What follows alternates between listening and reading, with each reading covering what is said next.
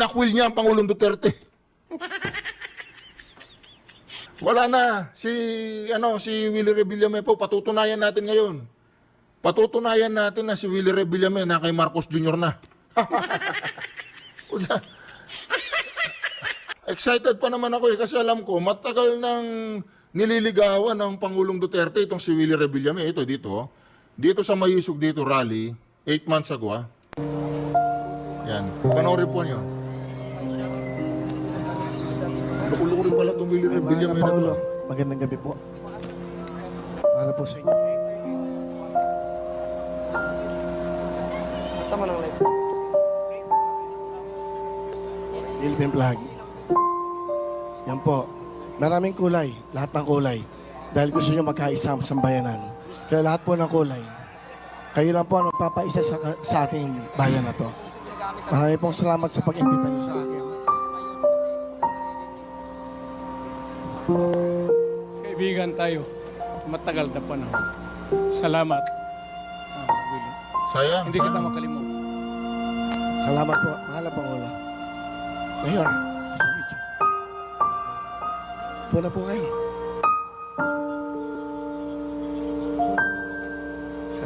Ito. Pangulo, para sa akin, Pangulo pa rin siya. Yan. Sarap eh. Dahil hanggang ngayon po, napakarami nagmamahal sa Nakakabagbog isang ng dami. Rodrigo Roa Duterte. Yan. Yan. Ang sabi niya, mahal ka ng tao, pareho tayo, mahal natin ang mga kababayan natin. Kailangan ka namin sa Senado.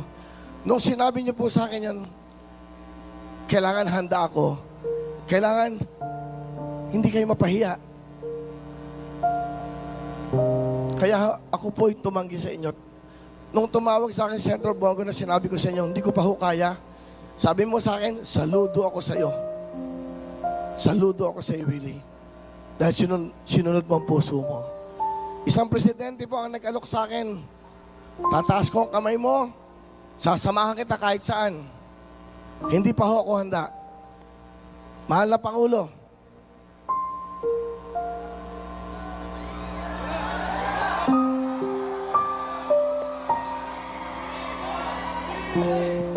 pinagdasal ko mo itong mabuti. Ang sabi ko, dapat hindi politiko ang tawag sa mga nagsisilbi sa bayan. Dapat ang tawag sa kanya, publiko serbisyo, public servant. Dahil pag nakahalo ng politiko, andyan ang away, andyan ang ego. Hindi ba napapansin?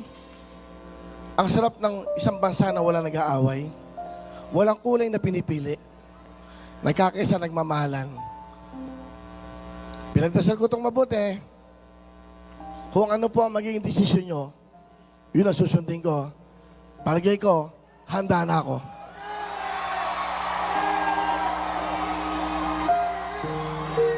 Handa ho akong gumawa ng kabutihan. Handa ako magsilbi.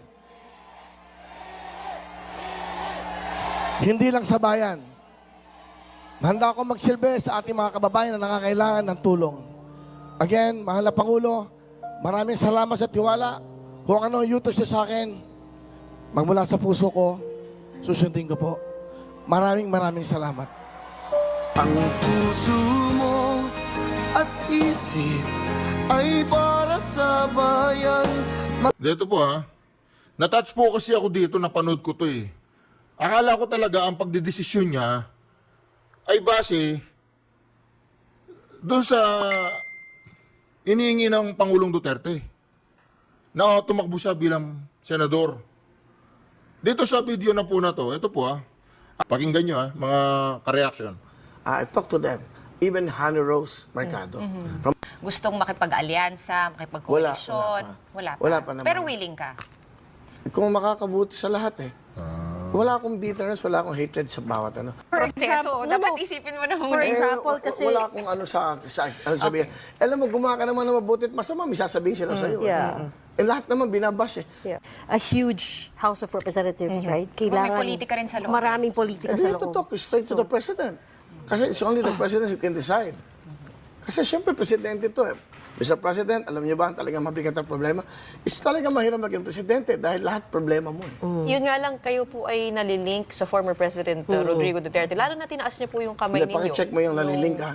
Noong January 2024, tinaas Anong niya. nalilink kami? Doon sa Maisog Rally, parang sinabi niyo rin na handa na kayong tumakbo. Hindi ko sinabi yon. Noong January Hindi, 2024. handa na ako magpasaya at tumulong. Oo.